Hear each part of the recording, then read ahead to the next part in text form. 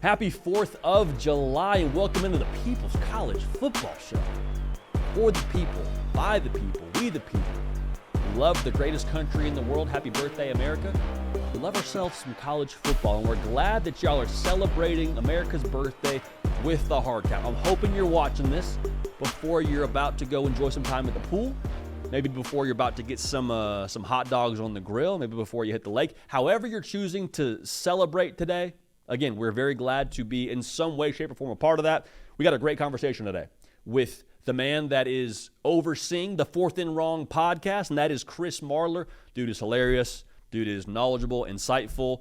Make sure you are following him on the socials, but also, more importantly, make sure you're dialed into that podcast. The Fourth and Wrong podcast. They're also on YouTube. Subscribe to their YouTube channel. Also subscribe here to this platform, the On3 YouTube channel, and follow me on the social platforms at JD Piquel. Chris and I get into a ton of different topics. We touch on more than likely your favorite SEC team. We talk about things that are strictly American when it comes to college football. Also, random college football player of the day. I give you one. Chris gives you a couple. Just a good conversation with a good dude talking ball. Happy 4th of July. We love y'all. Here's our conversation with Chris Marler. Chris Marler joining the show right now from the Fourth and Wrong podcast. Also, make sure you subscribe to the Fourth and Wrong YouTube channel. Great stuff consistently coming out over there. Chris, happy 4th of July, man. Thanks for making time. This is awesome. Yeah, listen, I'm going to let your listeners in on a secret. There's no chance we're recording this on the 4th of July because if we were, I would be about probably 5 beers deep and at least 8 hot dogs, depending on the time of day. Those are brunch numbers. I don't know what we're looking at like on a full day of eating, so we'll see. Listen, the door's open to take control of the best hot dog eater in America, and if you think I'm not going to seize that opportunity, you're wrong. Yeah, I mean, he, quite frankly, got complacent. I mean, he went the vegan route, and it's unfortunate that contract discussions got in the way of that. I mean, I understand, just like conference realignment, greenbacks are running the whole show in the hot dog world as well. So it's unfortunate, but here we are. Like you said, not actually 4th of July, but we're kind of celebrating it, pseudo 4th of July style as we're sitting here in like mid-June. But still, you and I talked about what we wanted to kind of get into on this show, and a topic you brought up, which I think is absolute money and something we have like sort of wandered into during our other shows throughout the course of this offseason, college football hills that we're willing to die on in the preseason. Now, for context, last year, I was willing to die on the hill that Wisconsin was going to be in that Big Ten title game. I was also willing to die on the hill that Joe Milton was going to be just phenomenal at Tennessee. I'm so glad you said it. I still have it on my phone for media days. You said he was going to be a top 5 quarterback in the country. I was sold. So, I mean, tread lightly if you want to. You want to get us started here with a college football take that maybe you're willing to die on here before week 0? Kirby Smart's going to the NFL. No, I'm kidding. Whoa. Hills I'm willing to die on. I'll tell you what. I'll start lightly, and I'll start with the team. Nice. Celsius and everything. We are, a little bit of on the juice, same page. A little bit of juice. First one. You know what? I won't start in the SEC. I'll start with this one because I believe in it, I think, the most. Michigan will fall off the face of the earth this year. And maybe that looks like 8-4 or 9-3. I don't know. But compared to what they've done the past 2 to 3 seasons, it's going to be night and day. Like half the coaching staff's gone. Connor Stallions is gone. First-round quarterback is gone. Head coach is gone. And at some point, the schedule has to get easier, right? Like last year, they didn't play a ranked opponent until week 11, so like halfway through November. That's almost impossible. Also, last year against Nebraska is the first time they've played a September game against a Power 5 opponent on the road in the month of September since like 2018. And, of course, it was on the very last day of the month. I think that they are going to have a much more difficult road with the added teams in that conference now. So I think they're going to fall off the face of the earth.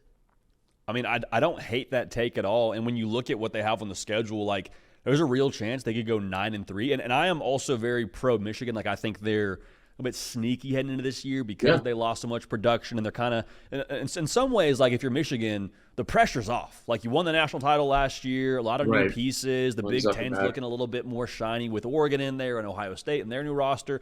Chris, they could have a year where they go 9-3 with 3 top 5 losses with Texas, Oregon, and Ohio State, which is wild. So while you can't go from an undefeated season and win a national championship to 3 losses, like that would probably not be the folks in Ann Arbor's favorite way to ring in the Sharon Moore era, but I don't think like that 9-3 would be cause for panic either at the exact same time. No, like Michigan fans are pretty logical. I feel like they're pretty smart. Like, if you don't mind, like if you can bring the graphic back up, here's my take on why Michigan is not going to go 10-2 or 9-3. It's because we see this all the time. Like, I'm not comparing Sharon Moore to these two coaches, but we saw it with Saban year one, 7-6, lost to ULM.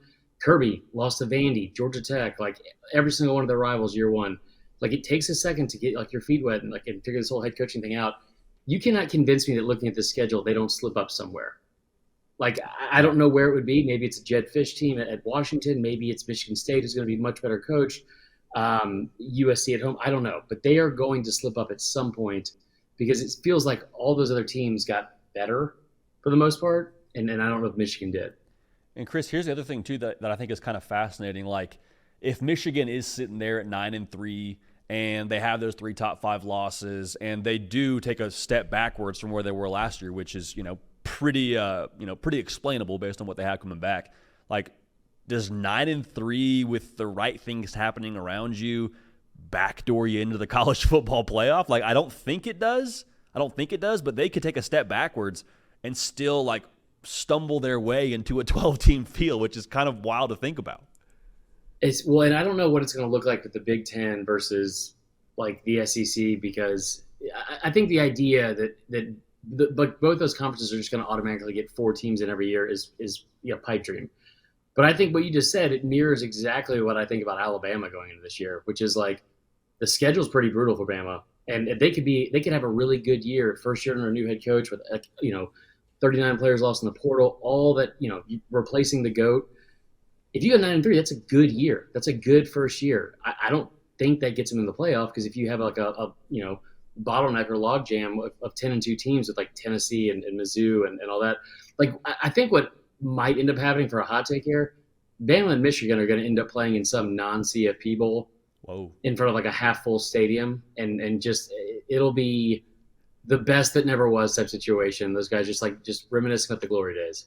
Just running back the Rose Bowl, but instead of the Rose Bowl, it's the Tax Slayer, or it's the Orange Bowl, the Capital One Orange Bowl. Exactly. Like, I mean, I'm here for it. Don't get it twisted. I'm here for it. But that's going to be the cutoff is going to be really interesting, because I do think 10-2 is probably the fence to get into the college football playoff.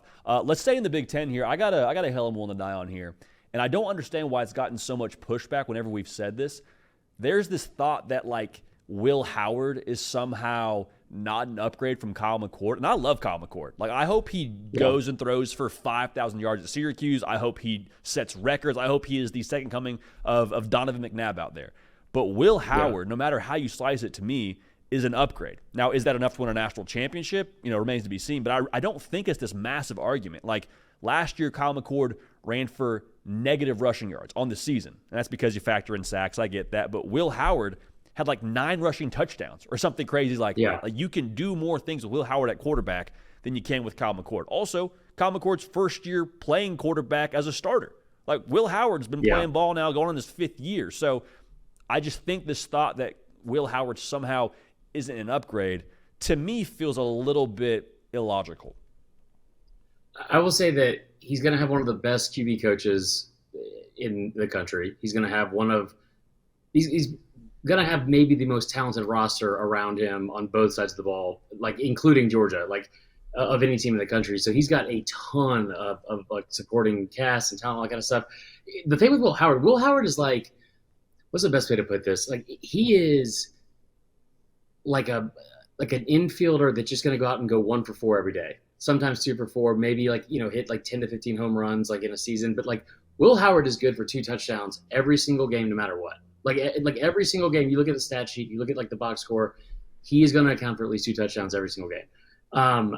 I will say, I don't want to get ahead of myself, but I have in one of my hot takes that I think Julian Sayin might end up being the starter by year's end. Whoa. Just because I think the upside with him is way more, and I think that the way the schedule sets up, you could probably get away with him taking some time to develop. And he's an early enrollee guy, and that's not taking anything away from Will Howard. It's more so saying the fact that Julian Sain's like an incredible QB. Like, when's the last time a quarterback at Ohio State's failed? Yeah, I mean, I guess you could say Kyle McCord in a lot of ways didn't check the box they expect, but like, I mean, you go down the They line were, what, there, 11-1? a lot of really good ones. Yeah, and if you're calling 11-1 Yeah. a failure, like, I don't know. That's a high bar to set. Agreed. Is it mine? It's all you. I think that Blue Bloods are going to be back. Okay. And I'm not talking about like the show. I think it's like on CBS or something like that. That'll probably also be back. My grandma's going to be real pumped about it. But I think Blue Bloods are going to be back. And I've been saying this for a couple of years now that with NIL, one of the byproducts of that was going to see like these like kind of dormant former national powers that have deep pockets, still a lot of passion and like massive like footprint across the country for their fan base and like a hunger, right? Like they want to win because you haven't done that in quite some time. And I think we talk about like Tennessee, USC, Miami, Texas is probably a year ahead of all those guys. Those teams, I feel like in the NIL era, are going to always be at least relevant, right? Yeah. Whether it's from a spending standpoint or it's on the field. I think Tennessee is a team that I'll just piggyback on this one. I think Tennessee makes the college football playoff this year. And I think that Miami is like I compared them and Ole Miss to like a Major League Baseball team after the All-Star break that like feels like this could be a year where like let's go make a trade, let's go all in on this year because both those teams are all in on this year being the year. But I think like as a whole, I think national brands, Nebraska is going to be somewhat fun to watch because of Dylan Raiola and like a 7-win Nebraska season would be I think fun for everyone. Like so, it would be a vibe. It'd be an absolute vibe. Yeah. No, I think what you're saying is on the money because the thing that we've talked about on our show a lot is like the care factor now mattering more than ever. Like if you have a fan base that legitimately lives, breathes, cares about your football team year round, that's going to translate in some respect to how much money they're willing to spend to support your team. Let's go with I want to talk about this 5 seed in the college football playoff. Because I am dying on the hill that is going to be an advantageous spot, to say the least. I think it's a dangerous spot, depending on who ends up there. The scenario I keep running through in my mind is, what if a team like Georgia, let's say they drop a game at Texas, let's say they drop a game in Tuscaloosa to your Crimson Tide. They're 10-2. I don't know exactly if 10-2 puts you in the 5 spot, but let's say Georgia somehow stumbles into the 5 spot. You put them in that 5 spot and they draw some poor, unsuspecting G5 team in the first round. That might as well be a bye because you get them in Athens. And in the second round, instead of having to play the winner of like the 8-9 or let's say the 7-10, which is probably an SEC team or a Big Ten team, you probably draw the Big 12 champ, I'm assuming, in that 4 spot.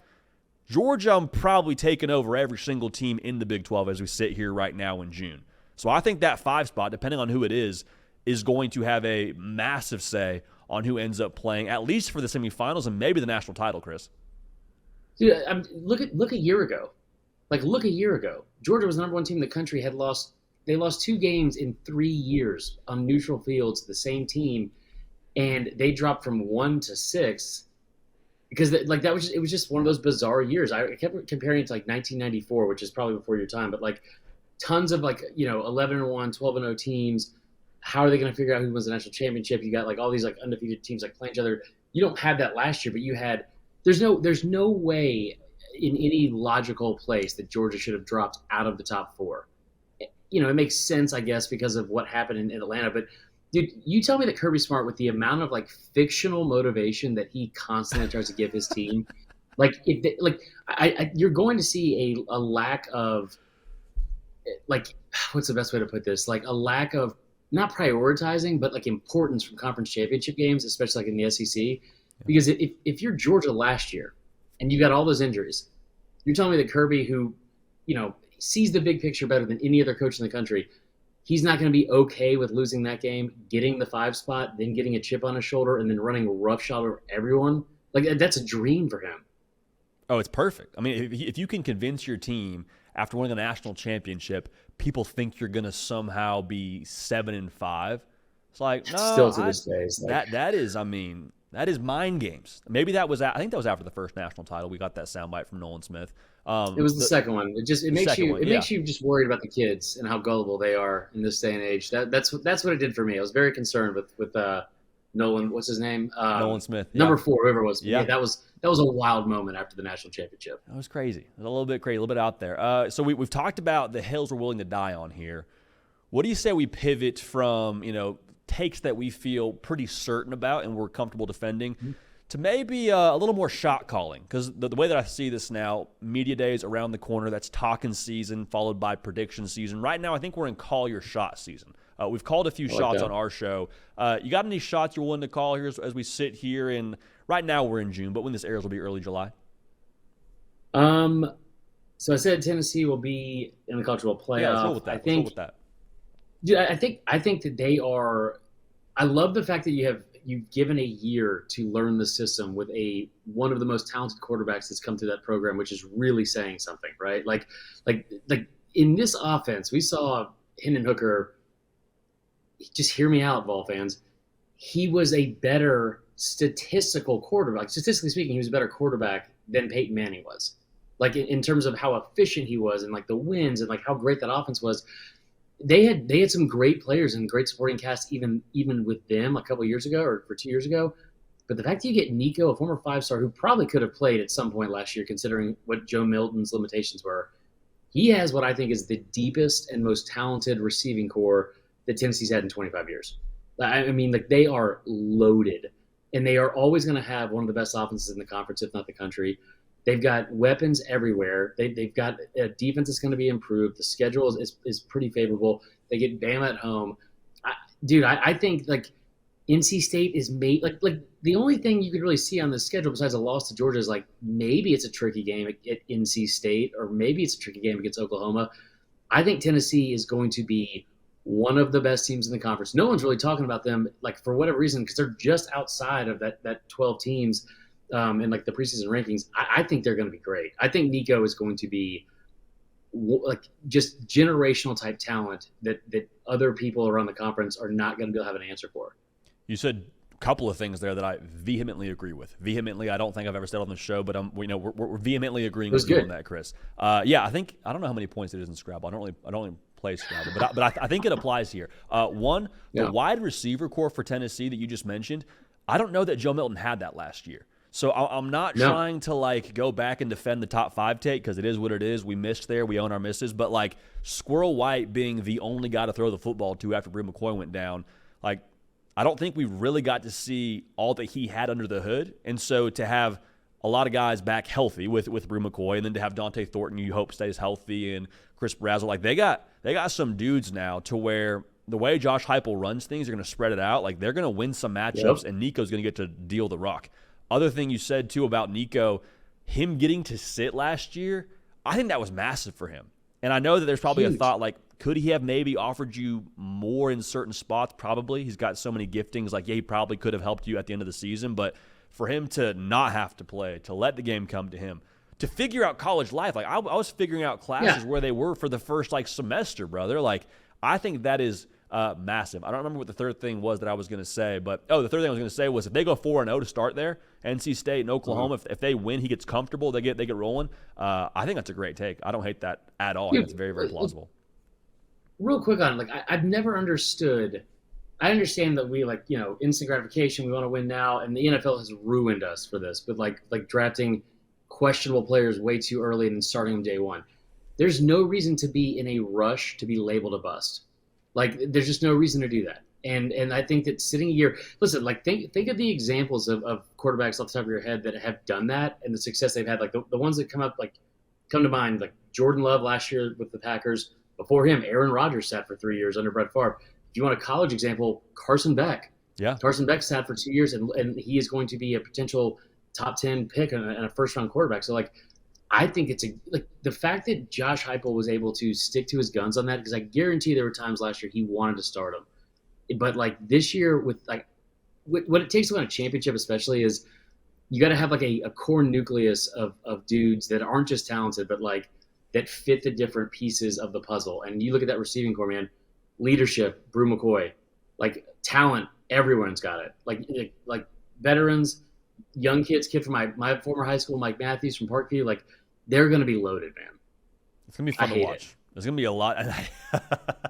Well, there you go. I mean, it's going to be fun to watch if nothing else. I'll trade one here for you. It doesn't have quite as much juice as a playoff prediction. Florida and Vegas is somewhere around 5 games when it comes to, the over-under preseason win total. I think they'll be around 6 or 7, which isn't saying a ton. I think they're going to catch somebody slipping in November. Like, I don't think they're going to win the SEC, but I think they're going to ruin somebody's shot at getting to Atlanta or the college football playoff. And their November is absolutely brutal. But, like, look at this right here. You got Georgia in a neutral site. Turn around and play at Texas. You got LSU, Ole Miss, at Florida State. I don't know who it's going to be, but I think they somehow, some way win one of those games in that stretch and catch somebody slipping. Graham Mertz, second year in the system. Defense should be light years better. Like, I'm buying some stock in the step forward, not maybe like the long-term trajectory at Florida just yet, but like the step forward in year 3 for Billy Napier, I think will be visible. So let me piggyback off that for a second. I wrote this down, but I wasn't going to say it out loud, but now you give me the confidence to. What if Florida's the best team in the state of Florida this year, wins and losses wise? Like, because they're playing Miami, they're playing UCF, they're playing FSU. They could theoretically be the best team in the state of Florida and still go 5-7. Like, if they go 5-7, I have been saying this since last year. I don't think it's indicative of Billy Napier not being a good enough coach. It's just a brutal schedule, and what he walked into has been, very, very difficult to replace with what Mullen left, and like the cupboard not being bare necessarily, but like it wasn't full, brother. I think you're right though about like them jumping up and getting somebody, because if there's one thing I know about like football, sports, social media, betting, whatever, when the public is overwhelmingly on one side, that's usually the side you don't want to be on. And we've been hearing since last year that Florida was going to go like 2-10. Mm-hmm. So I'm with you, man. I think that they're going to be like. I think that they're very quiet down there in Gainesville right now. They're going to be very confident when the season starts. I think what you said is interesting there. Like, they could go 5-7 and be, a top 40 team in America? Like, mm-hmm. Like you said, be the best team in the state of Florida. I think at 7-5, depending on how that looks, I would hope we're grading Billy Napier on a curve. Like, I've walked into many tests where I walk out of that and I'm like, I failed. I'm probably going to fail the class. And then you walk back in, get your final grade. It's like, hey, actually, that was a really freaking hard test. You're going to be getting a C. It's like, awesome. Survive in advance. Don't take the class again. Like, I think that's probably the way we need to approach this schedule with Billy Napier. What else you got, Chris? You got any other shots you want to call here? So I'll just give you from the SEC stuff, because that's primarily what we cover. Most improved team offensively, Auburn. There's not a position unit on any team in the country that's going to be more improved anywhere than Auburn's receiving corps from last year to this year. They are going to be light years better. Defensively, LSU, hard to not get better there. Sure. After how bad they were last year. But I love the fact, like, people were going at Brian Kelly because he didn't get somebody in the portal in like the second portal window. But all this guy's done the entire offseason is try to like make sure he was focused on building that defense, and like from the coaching staff and making like 5 new hires and getting Bo Davis. Like love that. And then I'll give you a player that's going to break out that is probably not going to be on a winning team, but is going to be a household name at some point this fall, partially because he might be in the Olympics here in like a month or so. Nick Harbor from South Carolina. Just a freak athlete. Like last year, it's 6'5", like 240 or something like that. Runs like I don't know, because I don't understand Cool Runnings math on the 100-meter dash. So, but obviously like a freak athlete, like one of one.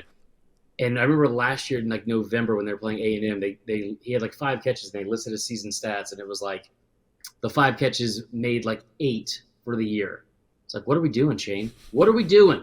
Like, if you're struggling that badly, get your playmakers the ball, and I think they're going to do that this year. He's one of those guys, too, that as a receiver, there was a lot of people when he came out of high school, it was like, is he an edge defender? Is he a tight end? Is he just going to be a track star? Like, what do you do with Nick Harbor when you get him on campus? I think what you said is important. Like, if he gets to kind of grow into that wide receiver position, if he took advantage of the spring and the summer and obviously fall camp, like if he puts it together, the things that God gives you, Nick Harbor got like extra party favors when he got mine. Like he's got the juice. Yeah, I think God messed up on mine and gave him a little bit of extra stuff from me. No, I'm with you there. I think Nick Harbor probably got whatever my PR on a meter was supposed to be. But it is what it is. I got one more for you here, and you kind of alluded to this a little bit. I think Auburn's going to be much better offensively. And so to put a number to it, I would not be surprised in the slightest if they're somewhere in the neighborhood of 30 points a game. last year averaged 24 points a game with a quarterback that semi-routinely threw less than 100 yards a game passing. This year, Peyton Thorne got spring ball, which I think was massively overlooked. Like when you install the offense, probably advantageous to have your quarterback present when that happens in spring football. You got that this year. I think that's probably not a stretch. You mentioned Cam Coleman, Keandre Lambert-Smith. Also, when we got to visit Auburn, like there is such a new level of confidence with it being Hugh Freeze's show and the direction of that. And also he gets a walkie-talkie to Peyton Thorne's helmet pre-snap before 15 seconds and says, hey, throw it to this guy. Like I think all those things come together to where I'm like, okay, Auburn, again, are they winning the SEC? Probably not, but are they going to be a heck of a lot better defensively and give teams, I think, a lot more trouble than you'd like to admit? I think so. I'll say this about Auburn, and I've been thinking about this today. I don't know why, because I think maybe it's just clinical depression. I'm not really sure. But I said this over a year ago, and people thought I was crazy. And we didn't know that Saban was retiring, but I kept saying with Hugh Freeze, it's clear that it was towards the end of Saban's tenure, and Auburn had a chance to do something huge, which was in one fell swoop, whenever that retirement was going to happen, to turn the for lack of puns, or for lack of better words, the tide in that state and take back the upper hand from Alabama. Because when Saban retired, you were going to have some level of disarray or it's not going to be the same level as it's been for the last 17 years. And if you're Auburn and you've got a new head coach, you're coming out of the Harsin stuff, and you got a guy that can recruit, and he's building it from a foundation standpoint of from the ground up with high school kids in that state, you have a very good opportunity to go ahead and in 1 year turn that thing completely around. And JD, here's the thing too, you think about some of these teams that kind of flew under the radar in the SEC especially, but ended up being really, really good, 10, 11 win teams for a couple years in a row. Think about South Carolina in the early 2010s. One of the staples of that program was in a very talent deficient state for recruiting. They got 5 big names, right? They got Clowney, they got Lattimore, they got Stephon Gilmore. Bama did it in the early 2000s with some of the in-state talent there, with Julio and some of those 5-star defenders. Auburn's been doing that. It feels like they have, I don't want to say a firm grasp, but if there's one thing Hugh knows, it's recruiting, and he's been in the Southeast for a while. They have a really good opportunity to turn that entire thing back to where it might have been before Saban got there. I mean, going back to what we said a second ago about the Blue Bloods, I don't know how people perceive Auburn in that Blue Blood conversation, but I tell you what, people care about their football out there. They are willing to put some resources towards developing a roster and helping them recruit. So I'm with you. If they provide proof of concept on the field and Hugh Freeze gets some ammunition to say, hey, see where we're going here? 6 wins, up to 9 wins maybe if they really pop, 8 wins. I don't know where they land on signing day, but they're close to. Yeah, you mentioned him, Juju Lewis. All bets are off on Auburn. So I think we're in lockstep there. Hey, but isn't that when Auburn's at their best, by the way? Go ahead. Sorry, I cut you off. My bad. Isn't that when Auburn's at their best? Yeah. When all bets are off and it's like a snake in the grass and you don't see them coming at all. That's when they have their best seasons. No, 100%. Their best games too. Even the Georgia game, and I know the Bama game is one that lives in infamy for the folks out there in Auburn, Alabama. But still, I think they're poised to maybe make some noise here in the near future. Chris, this is something you and I have texted about a fair amount, man. Random college football player of the day. What'd you say? Spice Girls. Spice. I did watch the Beckham documentary. I did. It was a good doc. I'm not it was good. Guy. It was solid, right? It was very, very good. Yeah. In tandem with that, though, kind of handshake emoji with that, random college football player of the day. I got one that I want to throw at you. I'm not sure if you have one that you want to volley back over. If you do, great. If not, we'll riff on this for a few minutes, or a few moments, rather. Jacob Coker. Oh, yeah. How about that guy? This is, if you're new to the show, there is something within the brain of a college football fan that gets a tremendous serotonin rush whenever we just name random college football players. Jacob Coker, transferred from Florida State, wins a natty at Bama, has phenomenal Bama bangs, and he continued the great pipeline of Bama bang quarterbacks. Random college football player of the day, Jake Coker. Dude, by the way, my favorite fact about Jacob Coker was the fact that when he got on campus in 2014, the year that Blake Sims started, Brett McMurphy had him preseason as his Heisman Trophy winner in prediction from that year. Like, I mean, that is a wild, wild take. Shoot or shoot. So same position, different school. Jevin Sneed. There was a Ooh. time in like the late 2000s where like we were all in on Ole Miss. I think they were a top 5 team at the start of one season. I don't think it went well, but Jevin Sneed was like a transfer from Texas, and we just kept thinking he was going to be like the guy, and he wasn't. Which like we probably should have saw coming with the name Jevon, with just an unnecessary O in that name, which I never liked. Family name, Um, probably, you know. yeah, yeah. I'll give you one more, dude. How about pork chop Womack? Pork chop Womack. I'm trying to remember where is pork chop like the given name. I'm struggling to grab this one here, Chris. Well, you were probably negative 2 years old when he was playing at Mississippi State, but Mississippi State had one of the most like you want to talk about aura. The 1998-1999 Mississippi State Bulldogs with Jackie Sherrill as their head coach. Joe, if you don't know who Joe Lee Dunn is, we could do a whole show on Joe Lee Dunn.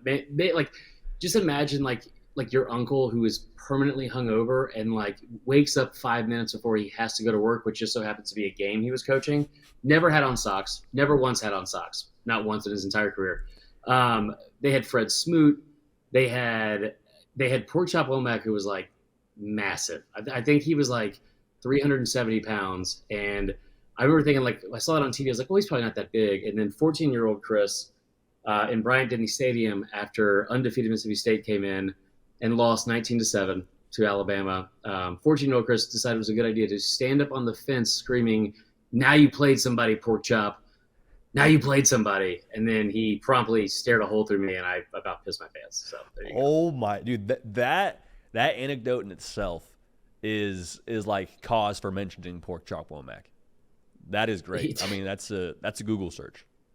Mm-hmm. That's what's about to happen. That's great. For real, you need to do a deep dive on that team. I need to. It sounds like, yeah. I'm ill informed. I'm a little disappointed in myself. I didn't know who pork chop Womack was. But there you have it, man. Random college football players of the day: Jevin Sneed, pork chop Womack, Jacob Coker. The good times stay rolling. Hey, let's do a couple of pulse checks here, Chris, before we move on to the things that make college football very American. I want to kind of do a tandem, if you will. Two schools that are somewhat close to you.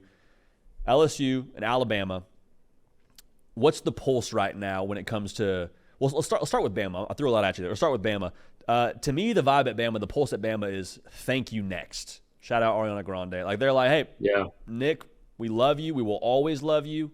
We're very grateful for you being our ex. However, like we're on to the next thing now. Like the standards, like they're not giving Kalen DeBoer this like 1 year pass from where I'm standing of like, hey, do your best, go win 9 games. It's like, hey, you inherited Saban's roster. Jalen Milroe should be awesome. Best of luck to you. What are your thoughts? What's the pulse in your mind around Tuscaloosa these days? So I get a lot of flack from Bama fans about doing this thing. What is it called that I try to do when I talk about Bama? Be objective. And it does not go over well. So here's the thing. I love the hire. I love, like, if you wanted, I keep saying this, if you wanted Dan Lanning as your first choice, what everyone said, and you didn't get him, you got the guy that beat him 3 times in 2 years. I think DeBoer is a really, really good coach. I think he wins early, which is important for like the transition of what Bama fans are used to, so they don't lose their minds. But here's the thing where I keep like from a logical standpoint of what we're looking at. One, I don't love his cargo shorts. Just side petty note, I really don't like the fact that he doesn't cuss and outwardly said that. That is not like, that's one of the main reasons I don't want Dabo. Just one of the main reasons. But him saying that out loud, I was like, just it's a different era. That's fine. But the thing with me about Kalen DeBoer is right now, you're right. Thank you, next. Like Bama fans are happy. They're getting all these like great recruits, and then he's been able to prove like all these people are wrong and all of that. But right now, you're kind of in the honeymoon phase because you don't have on that calendar at the end of the week a showdown against top 5 Georgia or a showdown against Texas or OU or LSU. Like you don't have any of that for another couple months. So of course you're happy. And I think that like Bama fans are in just a weird stage right now where they maybe the entire fan base who I've been around my entire life and have never seen a consistent measured response to almost anything. Maybe they've all just grown up and turned over a new leaf. I don't know. I'll wait till the season starts to see how we're feeling about that, because ultimately, dude, again, if they go 8-4, 9-3 with that schedule, which is a really tough schedule, it could still be a good first year. I don't know how Bama fans are going to react to that. I hope that they're logical about it and say dude, this is an impossible task. What did you want him to do, stepping in for the GOAT, all that kind of stuff. But I do think that right now the vibes are high with what's going on with recruiting. And I tell you what, man, as a Bama fan especially, and I'm sure if the players and people around the program, it's nice to be the underdog, man. That's a fun feeling, because that's not a feeling you've had for a lot of times over the last almost 2 decades. And when you have had that feeling, usually you go out there and beat the brakes off of whoever's in front of you. So I'm excited about that. But yeah, man, it's just a different era with LSU. LSU's coming off a season where it feels like the fans are very, very confident. I don't want to say overconfident, but I feel like they're very confident considering what you lost. You lost 2 first-round receivers. You lost the Heisman Trophy winner and number 2 overall pick at quarterback. And I think they got a lot of talent that they're going to be able to replace them with, a ton of talent. I already said, I love what they're going to do on defense. I love all that. But I don't know if there is enough for them, especially in the secondary, to compete for that top 5, 4 to 5 teams in the SEC to get to Atlanta or get to the college football playoff.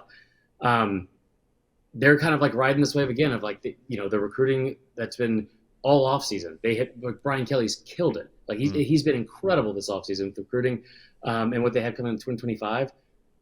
But yeah, I don't know, once they actually hit the field, I don't know if that's going to go away, because I think that LSU is just there's no other way around it. They're a 9-3 team. Yeah, I feel like the ceiling is close to the floor with them. Yeah, I think the interesting thing with them too is okay, so defense was bad. I was checking total defense stats last year, for last year rather, and I had to scroll to the 3rd page to find LSU. The last time LSU had a 3rd page defense, couldn't tell you. Probably been a very, very long time. I'm curious of the trade-off. You lost 3 first-round picks on offense. Feels pretty fair to assume that maybe there's going to be a half step back, losing the Heisman Trophy winner and 2 first-round picks at wide receiver.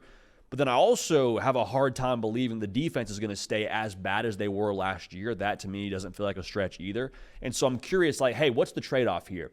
And as we sit here in July or June, I find myself making bets, both, financially and from a take perspective, on head coaches. Yeah. And we had Brian Kelly on a few months ago, and he just came out and said, he's like, year 3 for me, I'm usually pretty good. This is kind of the part of the year where you don't try and make headlines. You kind of just keep it all close to the vest. He's like, yeah, year 3 for me, I kind of ball out. And so I'm curious how much the way that he has approached the job at LSU and kind of built that foundation, how much does that translate that we just don't see on the roster right now as we sit here in the summer? I like Nussmeier. I really do. I'm curious to see what he does. He's got the Bama Bangs too. But I might be a touch higher on LSU. Defense scares me, but I'm a touch higher on LSU, I think, than maybe you're feeling right now. I think they're going to be good. I think they're going to be really good.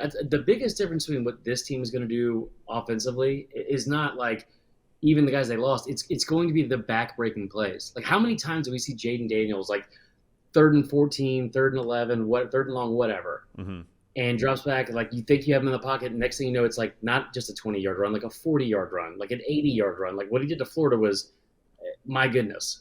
I cannot believe they aired that on national television. It was tough to watch. But that, you're not going to get that out of Nussmeier. That's a different athlete, player. He's going to put up really good numbers. I think they're going to be really good at, from that standpoint. I love the fact you brought up the Brian Kelly thing. There's probably not a bigger lie being told to college football fans by themselves in the last decade, other than Brian Kelly is not a good head coach. Brian Kelly has, I think, the top 3, he's top 3 in all-time wins for current head coaches. Went to a national championship game. I've said this all offseason, and this might be the hill I would die on. Brian Kelly's entire career, from a perspective standpoint, has been unfairly judged by 4 games. Yeah. 2012, they go get their brains beat in against Bama in Miami.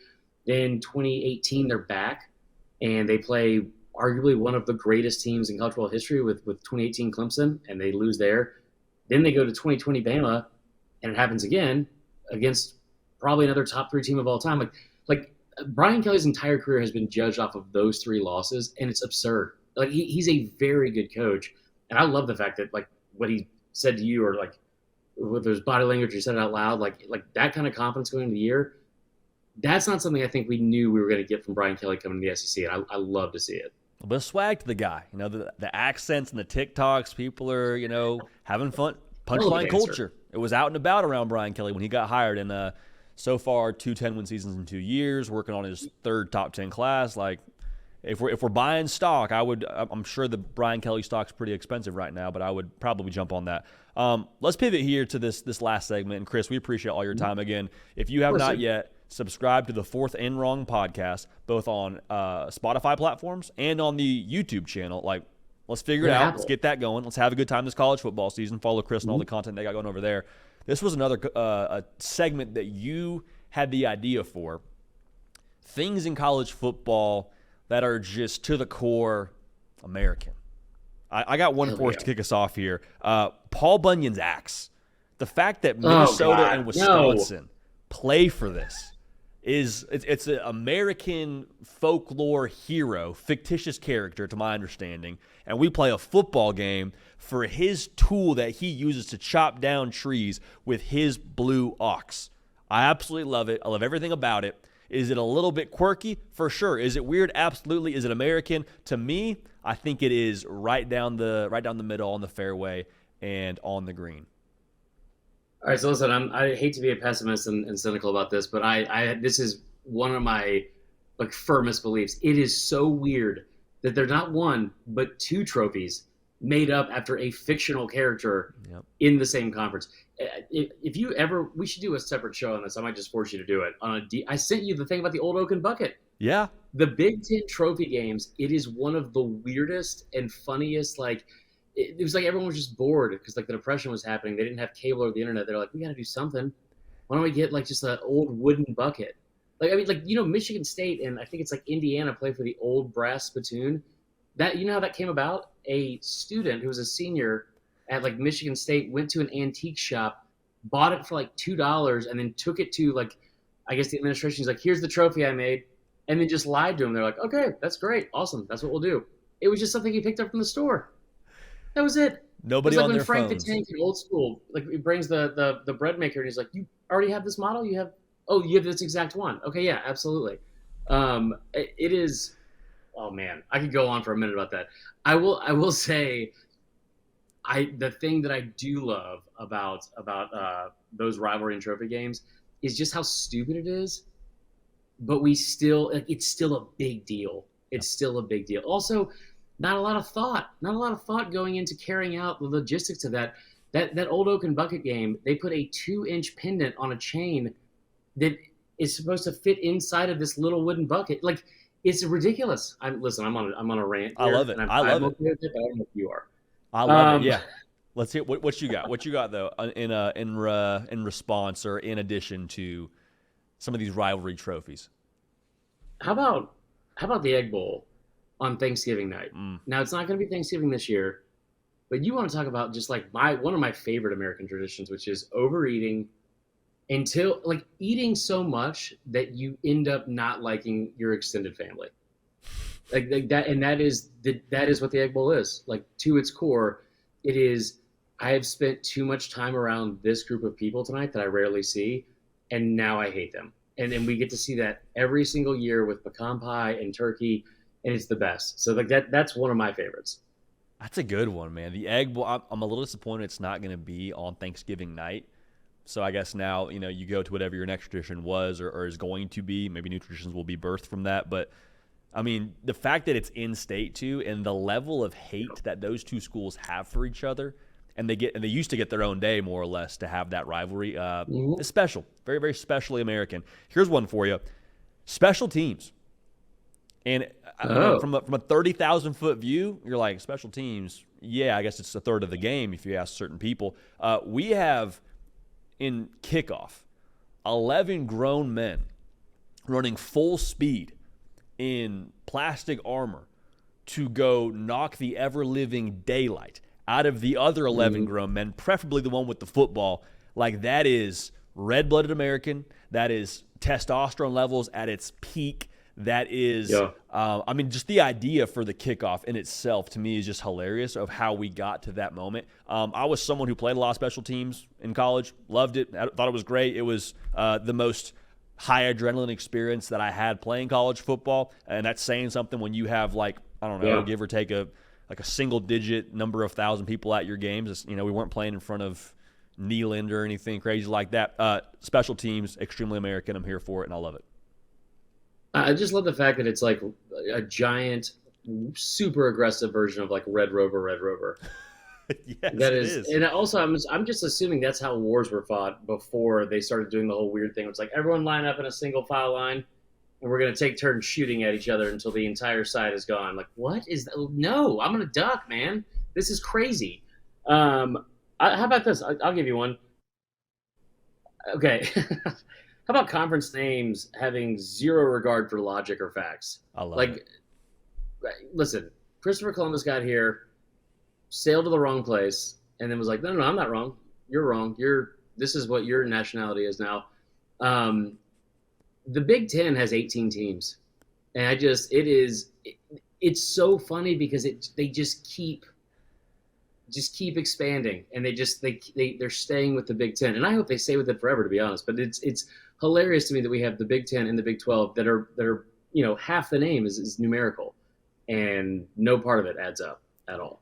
It's like whenever you put the wrong name on the paper, or you label your name tag, whenever you write something in permanent ink and you can't undo it, you're just like, this is what it is now. Like your name was Gary with two Y's or with two R's. It's like, well, it's REY now, brother. Like I don't know what to tell you. Like, this is on you. This is now your problem. I love it. Is there a worse feeling as an adult when you go to a doctor's office or somewhere you have to fill out a bunch of paperwork, and the very first rectangle where it says write your name? I feel like half the time I write Chris and it's last name. I'm like, oh God, I have to start all over. Last name's Chris now. Stupid. Right. Yeah, exactly. Done. Exactly. Done deal. That. That's awesome. You got any more? We could go back and forth here for a while. You have any more that you want to let the people know about when it comes to these American college football traditions, or just specifically American things about college football? I will say, love the Army-Navy game.